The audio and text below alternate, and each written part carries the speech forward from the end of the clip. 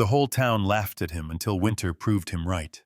A broke veteran wrapped in a thick red and black buffalo plaid flannel arrived in a forgotten cabin outside Duluth, Minnesota, with only his loyal German shepherd by his side and a hope for quiet after war. But instead of settling in like everyone else, he built something strange, a second wall around his cabin.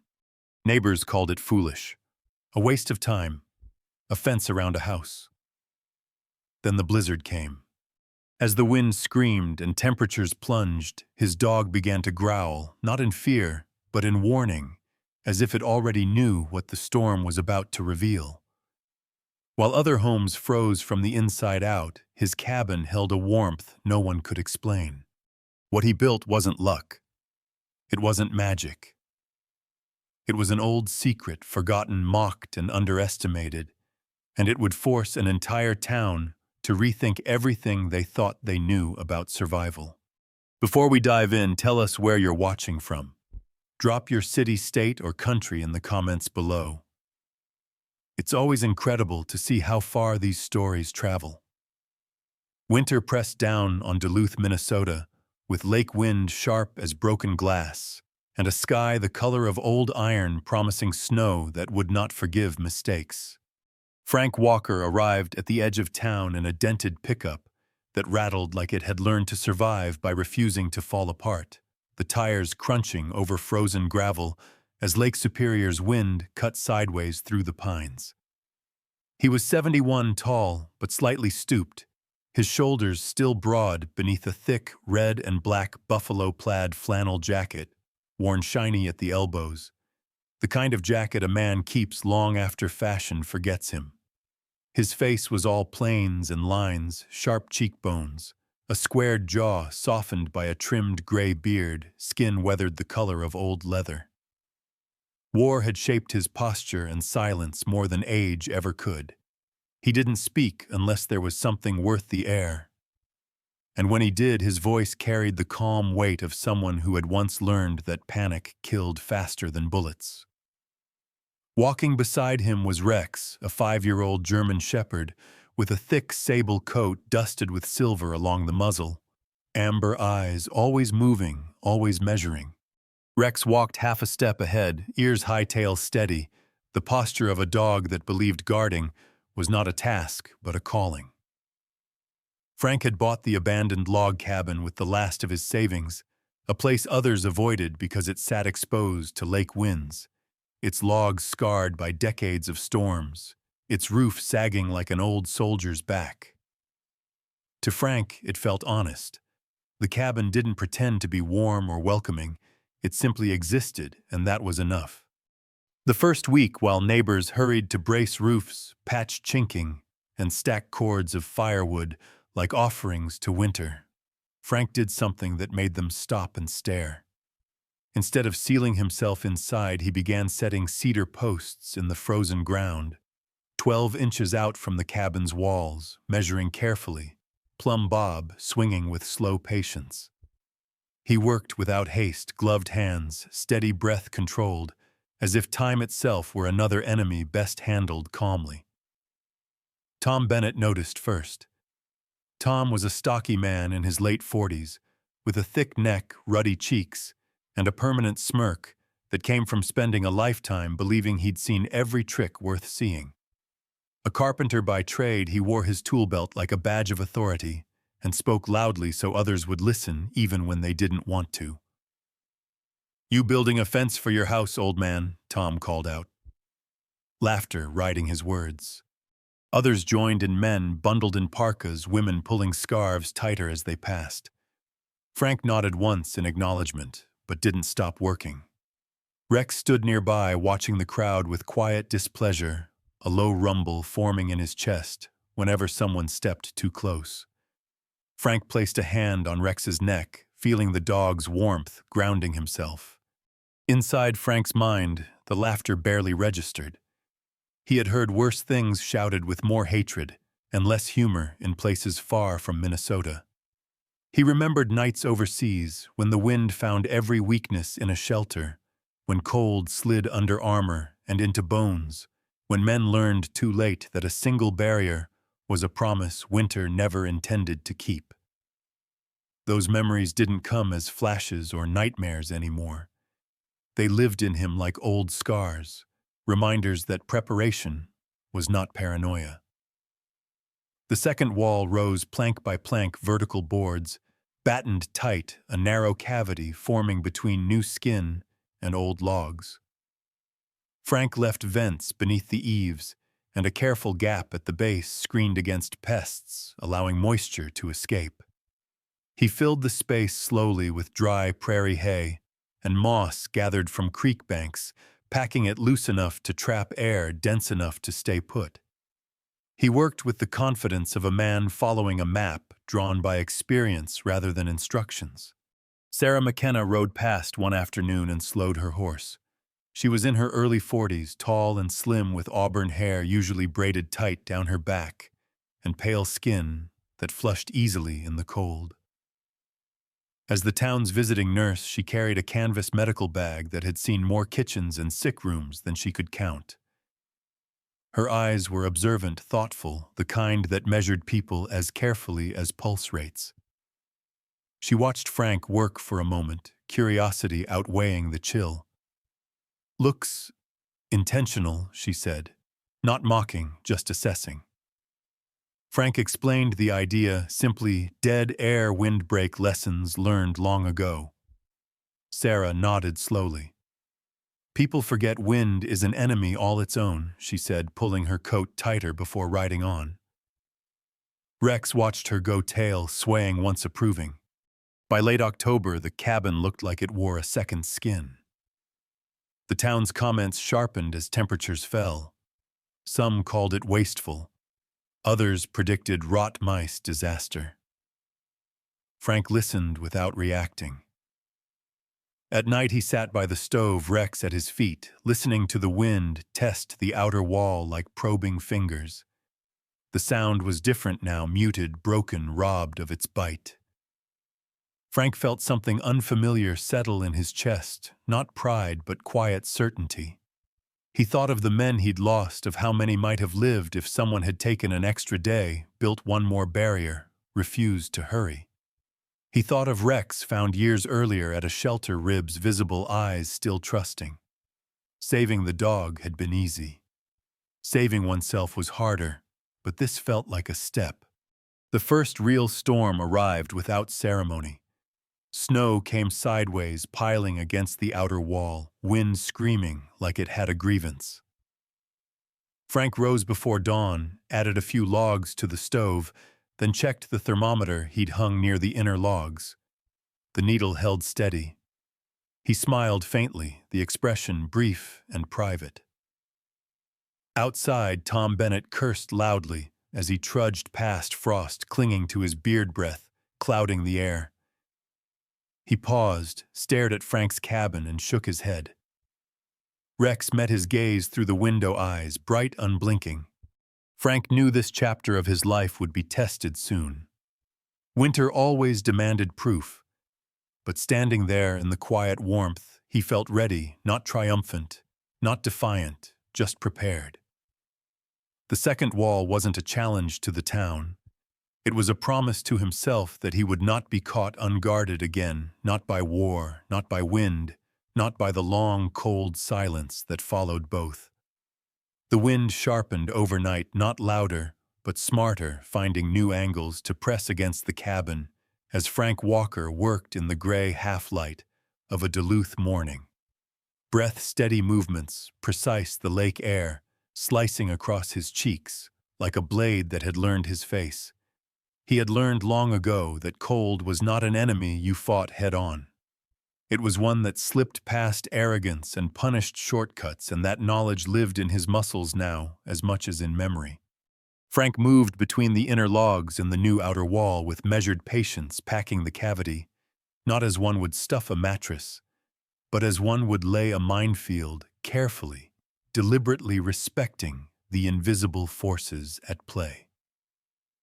Dry prairie hay went in first, cut short and shaken loose so it would not compress under its own weight, followed by hand-gathered moss, cured slowly near the stove, until it felt crisp and light in his palms.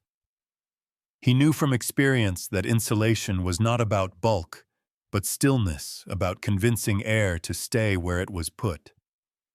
Rex watched every motion, amber eyes alert thick sable fur rippling as he shifted his weight, occasionally stepping closer to sniff the moss, before retreating satisfied.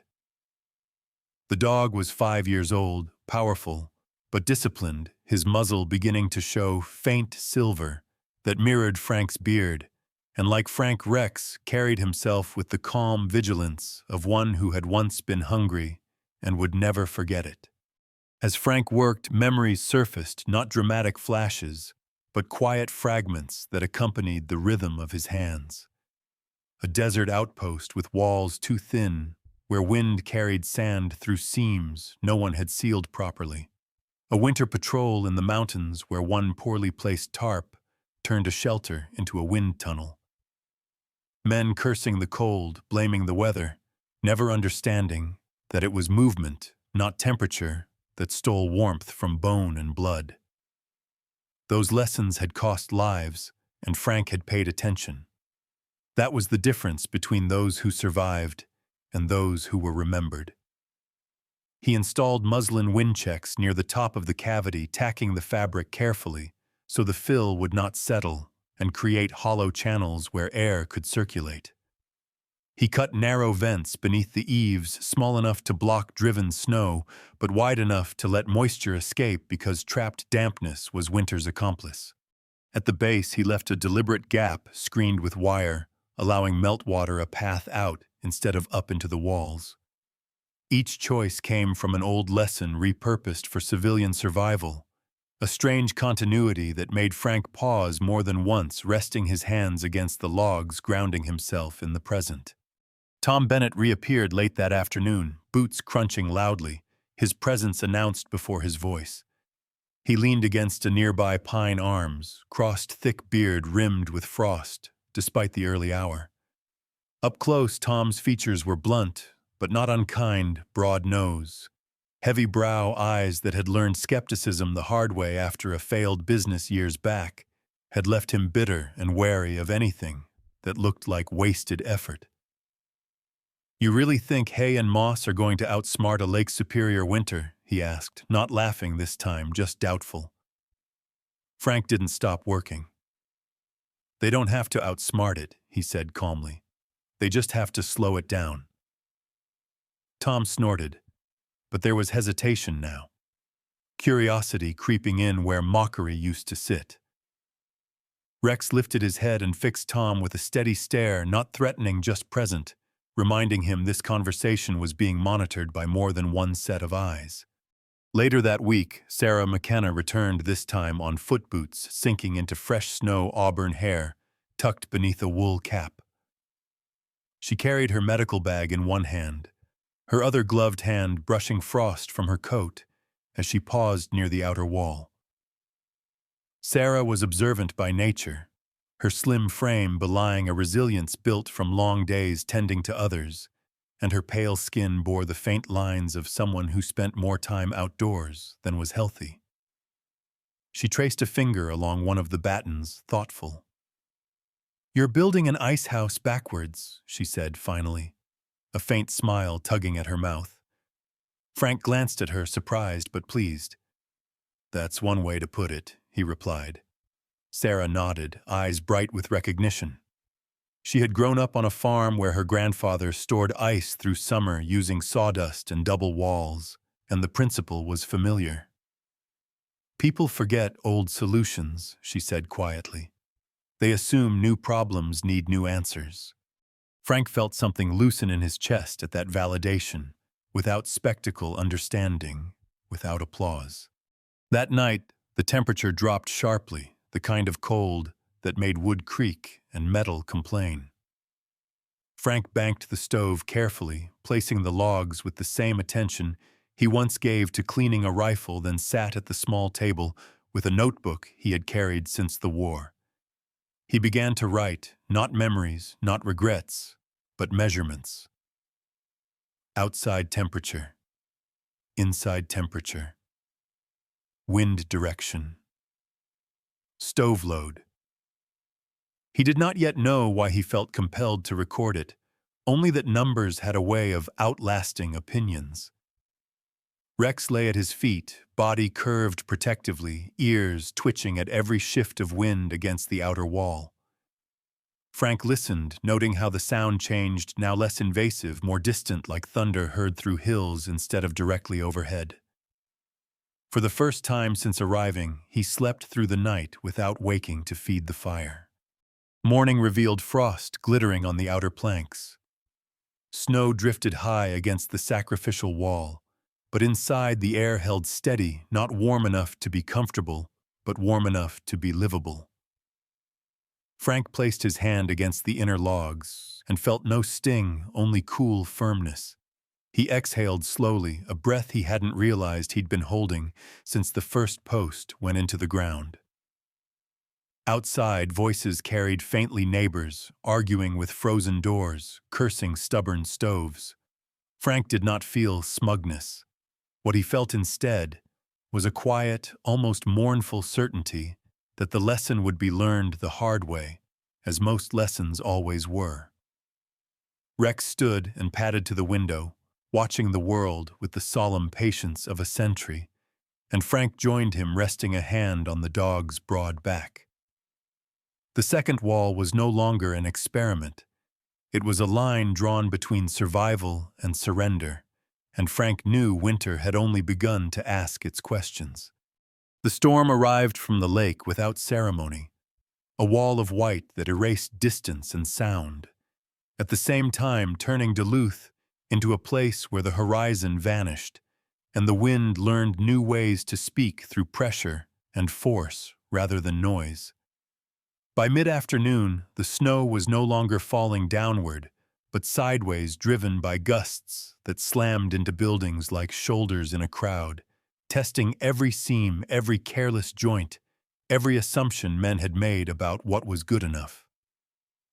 Frank Walker felt the change before he saw it, the way the air tightened, the way Rex's ears angled forward, as if tuning into a frequency humans missed. Inside the cabin, the light dimmed as snow climbed the outer wall, muffling the world, and Frank added 2 logs to the stove with deliberate calm. He had learned not to rush at the first sign of danger. Panic wasted energy, and energy was a currency winter collected with interest. Rex circled once and settled near the hearth, his broad chest rising and falling slowly, amber eyes half-lidded, but alert, the picture of contained readiness. Across the clearing, Tom Bennett was discovering what single walls meant when the lake decided to flex its authority. His cabin groaned as wind forced itself through chinking he had sworn was tight enough, cold air sliding along the floor like spilled water. Tom was not a weak man, but he had been shaped by years of stubborn self-reliance, and that trait now worked against him. He fed his stove harder, burning through split logs, at a rate that would have worried him under calmer circumstances, watching frost creep across the inside of his walls like a living thing. His breath fogged the air, and when he set his water pail near the stove, a skin of ice still formed along the rim. He told himself it was just a bad night. But the wind howled louder, and the cabin answered with a chorus of cracks and whistles that made sleep impossible. By dawn, the storm had settled into its true character. Sustained winds roaring off Lake Superior.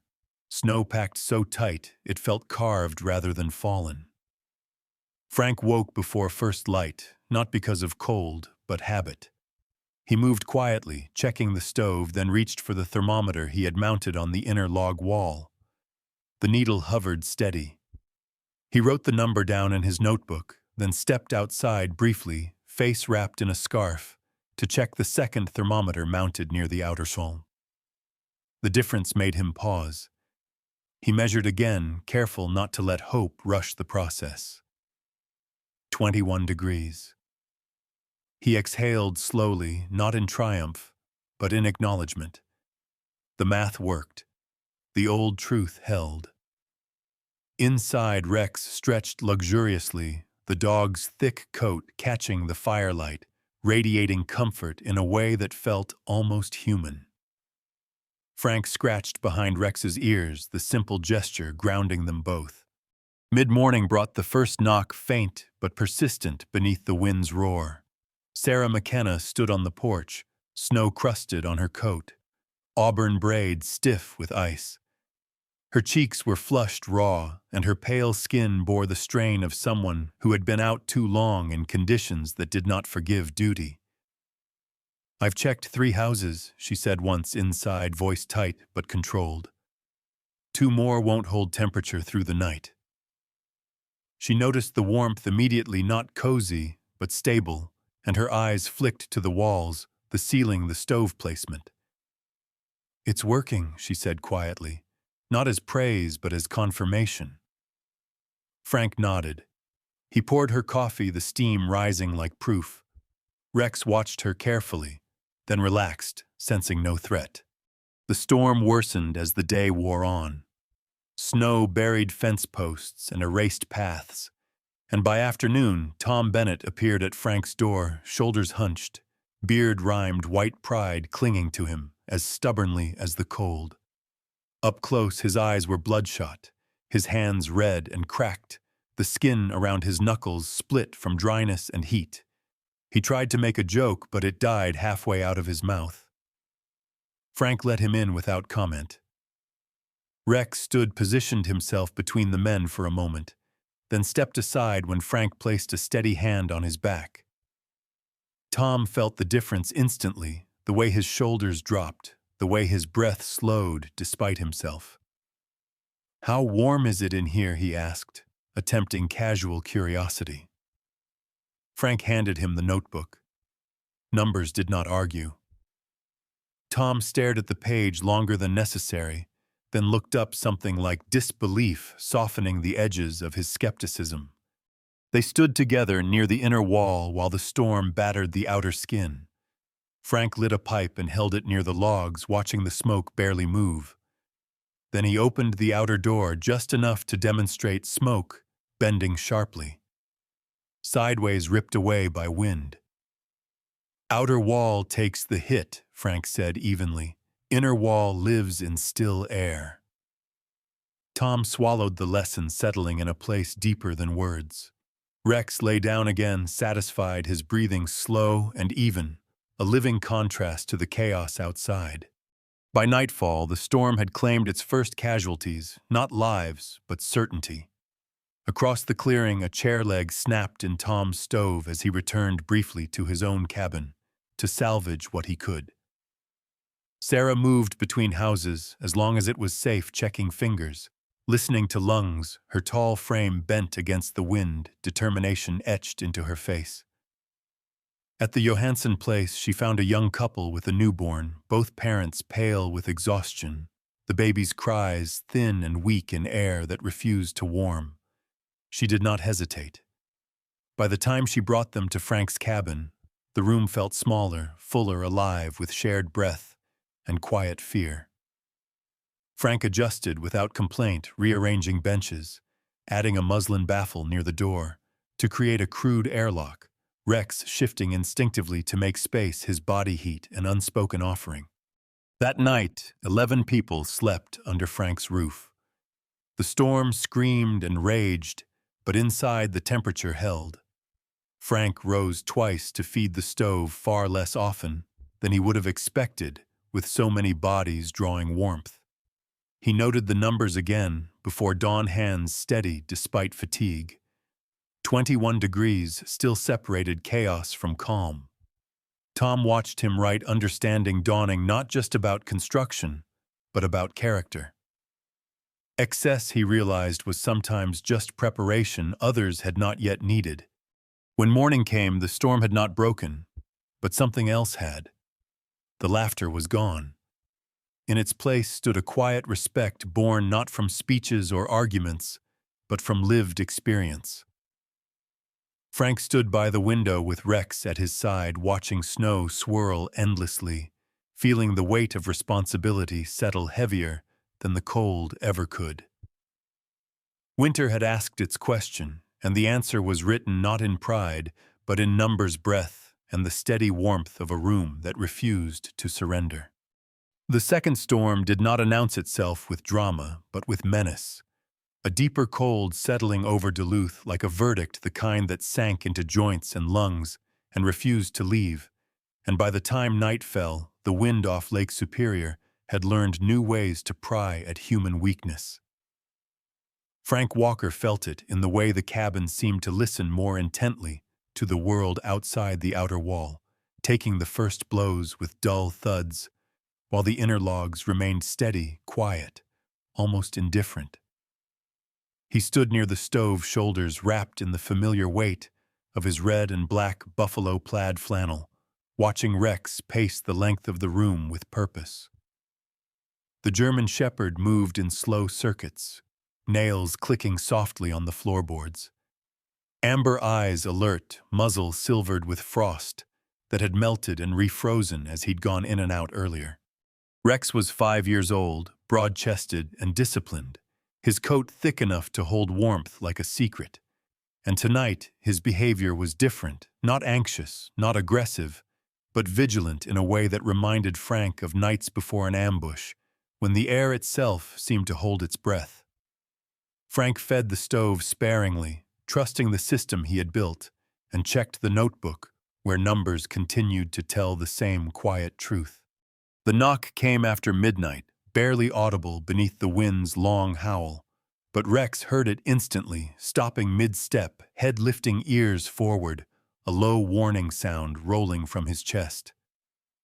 Frank was already moving, boots on hand, steady on the latch. When he opened the door, the cold rushed forward like a living thing, and standing there was Sarah McKenna, her tall, slender frame bent against the storm auburn hair, escaping its braid in frozen strands, pale skin flushed and cracked from hours in the wind. Her eyes were sharp despite exhaustion, the eyes of a woman who had learned to keep thinking, even when her body begged her to stop. Behind her stood a young couple wrapped in mismatched coats, the woman clutching a small bundle close to her chest, the faint sound of a baby's cough cutting through the wind like a blade. "I need help," Sarah said simply, no room for pride or hesitation. Frank stepped aside without a word. The cabin changed the moment they crossed the threshold, the air swallowing the cold, as if it had never existed.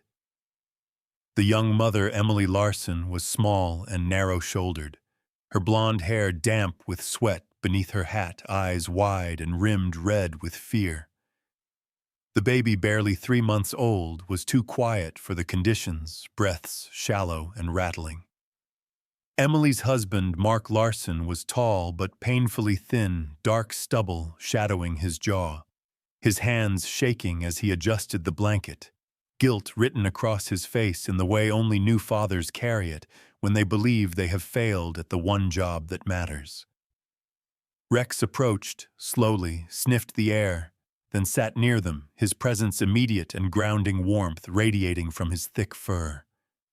The baby stirred, the cough easing slightly, and Sarah released a breath she hadn't realized she was holding. Word traveled fast, even through snow. Before dawn, more figures emerged from the white shapes bent low, moving by memory rather than sight.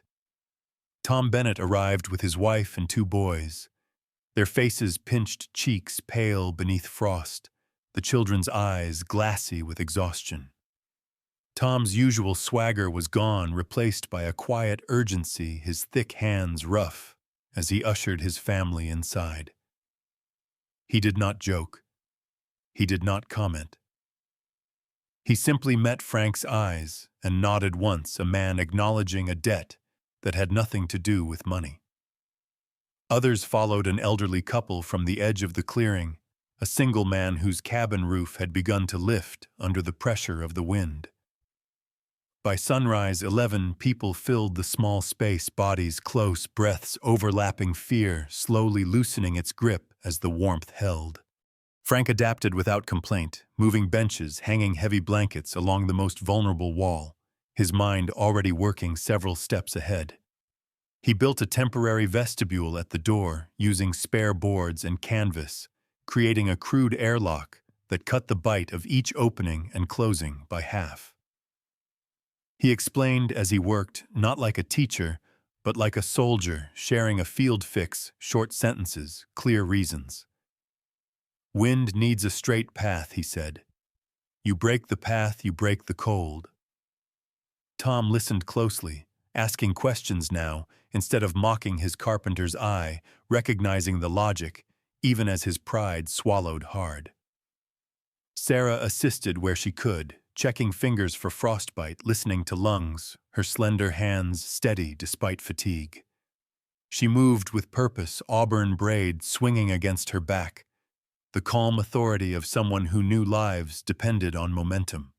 Rex took up his post near the door, occasionally rising to reposition himself as people moved, his body language communicating boundaries without threat. The dog's age showed in the wisdom of his movements, not in weakness. He conserved energy, chose angles, understood space. Children leaned against him as they slept, fingers buried in his fur, and Rex accepted it as duty. Frank noticed this and felt a tightness in his chest he did not name. The storm raged on temperatures dropping further, but inside the cabin, the thermometer held steady enough to keep water liquid and breath invisible. Frank measured fuel consumption with the same care he had measured the walls, noting that even with so many bodies drawing warmth, the stove demanded less wood than his neighbors had burned alone. The numbers were not just impressive, they were damning. By the second day, sickness began to ease. The baby's breathing grew deeper, the cough softening. Color returned slowly to cheeks that had gone gray. Sarah allowed herself a rare smile, small and tired, as she wrote notes by the dim light, documenting what she saw, not just as a nurse, but as a witness. "This isn't just shelter," she said quietly to Frank, as they stood near the stove. "It's stability. People heal faster when the air doesn't fight them." Frank nodded, thinking of the men he'd watched fade in cold places where survival should have been possible. He did not say it aloud, but the thought settled heavily between them. How many losses came not from catastrophe, but from design flaws no one questioned until it was too late. As the storm stretched into its third night, Frank began teaching.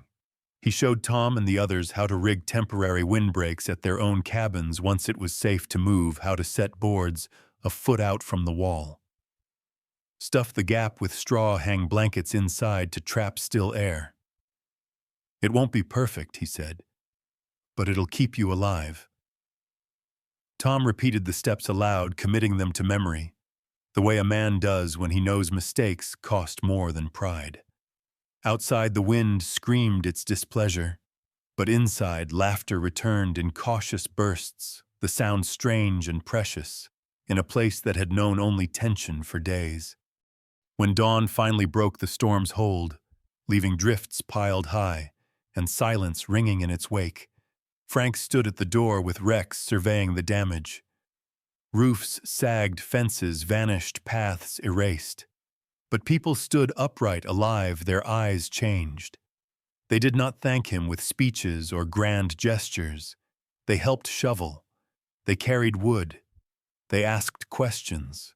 The laughter that had once followed Frank's second wall was gone, replaced by something heavier and more enduring: respect earned through survival. Frank closed the door gently behind him, the cabin warm, crowded, alive, and understood that the line he had drawn was no longer just his. It belonged to the whole town now, whether they were ready to admit it or not. Spring did not arrive in Duluth with celebration so much as with permission, the kind that comes when winter finally loosens its grip and allows people to step outside without bracing themselves. First, and Frank Walker noticed the change in small ways, the snowbanks slumping into gray rivers, the wind losing its teeth, the cabin breathing easier, as if it too had survived something worth remembering. He stood at the doorway one late morning, red and black buffalo plaid flannel, still wrapped around his shoulders, out of habit, more than need, watching Rex, nose at the damp ground, where ice had been for months. The German shepherd moved with a slower confidence, now 5 years old, and wise in a way only working dogs ever become, his thick sable coat shedding clumps that clung to the last patches of snow like souvenirs. Inside the cabin, the notebook lay open on the table, pages filled with numbers that told a story no one laughed at anymore. Frank closed it gently, feeling the weight of an ending that was not an ending at all. The first knock that day came without urgency, a polite rhythm that suggested intention rather than desperation. Tom Bennett stood outside, hat in hand, shoulders squared, but eyes softer than Frank had ever seen them. Tom looked older somehow, the winter having carved lines deeper into his broad face. His beard trimmed shorter, now gray threaded through the brown like frost that had refused to leave. He carried a small notebook of his own pages, dog-eared pencil worn down to a stub. Tom had always been loud, a man who filled space with certainty, because uncertainty had once cost him dearly, a failed contract years back that left him cautious, defensive, unwilling to be the first to admit doubt. Today his voice was quieter. "I'd like to measure," he said simply, "if you'll let me." Frank nodded and stepped aside. No ceremony, no speeches, just room. They moved around this cabin together, Frank pointing out dimensions, spacing the deliberate gaps that made all the difference. Tom wrote furiously, stopping often to ask questions, not challenges but clarifications. His hands, once so sure of themselves, trembled slightly as he sketched the vestibule Frank had improvised during the storm, the crude airlock that had saved lives by stealing momentum from the wind. "I laughed because I was scared," Tom said, finally not looking up. "Scared I'd been doing it wrong all along." Frank considered that, then answered with the same calm that had carried him through worse conversations in darker places. "Everyone's scared," he said. "The difference is what you build out of it." Tom swallowed, nodded once, and closed his notebook like a promise. Rex watched the exchange from the corner tail, thumping once against the floor, approval delivered without fuss. Over the following weeks, the sound of hammers replaced the silence winter had enforced. One by one, cabins in the clearing sprouted second skins, some neat and measured, others rough and improvised, all guided by the same principle Frank had refused to explain until it proved itself. Sarah McKenna became a familiar presence, tall and slender in her worn coat, auburn hair freed from its braid now that the wind allowed it, pale skin warming to color as the days lengthened. She moved from site to site, offering advice that blended medicine with common sense, reminding people to vent moisture, to avoid packing insulation too tightly, to respect the way air behaved when given half a chance. She kept records, not just of temperatures and fuel use, but of outcomes. How fewer coughs lingered, how fingers healed faster, how sleep returned when the air inside stopped fighting the lungs. "Warmth isn't comfort," she told Frank one afternoon as they stood watching a neighbor lift planks into place. "It's capacity. It gives people room to recover." Frank nodded, thinking of men who had never been given that room. Emily and Mark Larson returned often, their baby now stronger cheeks, rounder, cries loud and demanding in the way that signaled health rather than distress. Emily had color in her face again, blonde hair pulled back with less urgency, her movements slower, more confident. Mark had put on weight, the hollow look easing from his eyes, as the burden he'd carried through winter loosened its hold. They brought soup, bread, small offerings that felt inadequate to them, but meant something all the same. Rex greeted the baby with careful sniffs, tail wagging gently, as if aware of his role in a story the child would never remember, but would live because of. Not everyone built perfectly. Some cabins warped as spring moisture tested rushed carpentry. Some fills settled and had to be redone. Frank helped where he could, his guidance practical and unadorned, never scolding, never boasting. He knew better than to confuse survival with superiority. In quiet moments, he walked the perimeter of his own cabin, checking battens, replacing screens, making notes for the maintenance cycles he now understood intimately. Outer skins would need attention every few years. Organic fill would need refreshing. The work did not end because winter had passed. It simply changed rhythm. Frank found peace in that continuity. After the war, he had struggled with endings that arrived too abruptly. This felt different, an ongoing responsibility rather than a final chapter. One evening, as the sun dipped low and the lake reflected copper and gray, the town gathered without planning to do so. There were no speeches, no official thanks, just a shared meal laid out on makeshift tables, laughter tentative at first, then freer as stories replaced fear. Tom Bennett raised a mug toward Frank from across the fire, a gesture small enough to be sincere. Sarah stood nearby, hands wrapped around a cup, her observant eyes softer now. Satisfaction settling in lines earned through service. Frank felt a familiar discomfort with attention, and did what he always did when emotions threatened to crowd him. He focused on Rex. The dog lay nearby, gnawing on a bone someone had brought as a gift, jaws working steadily, the sound absurdly cheerful, like applause that asked for nothing in return. Frank smiled, brief and private. As dusk deepened, someone asked Frank what he planned to do next. The question lingered, carrying expectations he had never learned to enjoy. Frank looked around at the cabins now dressed for the climate they faced, at the people who had learned to listen to wind instead of cursing it, and answered honestly. "Maintain," he said. "Pay attention." It was not the answer they expected, but it was the one that mattered. He had learned long ago, and at great cost, that vigilance was not paranoia. It was care extended into the future. When the gathering dispersed and quiet returned, Frank stood once more at his doorway.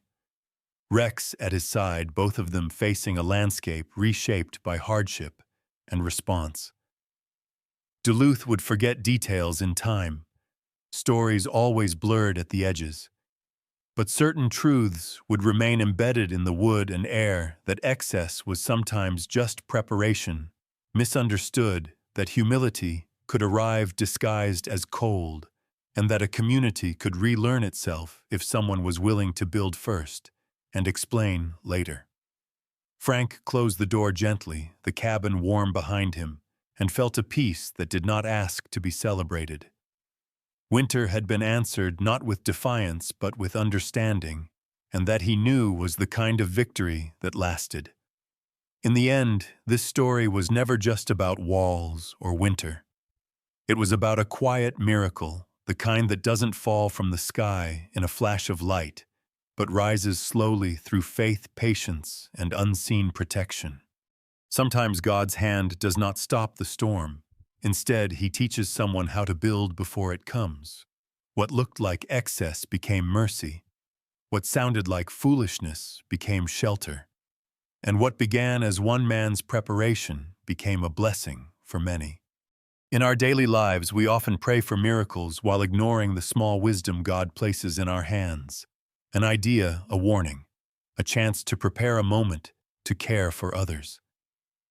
Faith is not only believing that God will save us, but trusting that He equips us with the strength, knowledge, and courage to protect one another when the cold winds arrive. Like Frank, we may be laughed at for choosing patience, kindness, or foresight, but those choices may one day keep someone else alive. If this story touched your heart, take a moment to share it with someone who needs hope today. Leave a comment and tell us where you're watching from and what this story meant to you. And if you believe in stories that remind us of God's quiet grace, please subscribe to the channel so more people can find warmth in times of storm. May God bless you and your family. May He keep your home warm, your heart steady, and your faith strong. And may His protection surround you today and in every winter yet to come.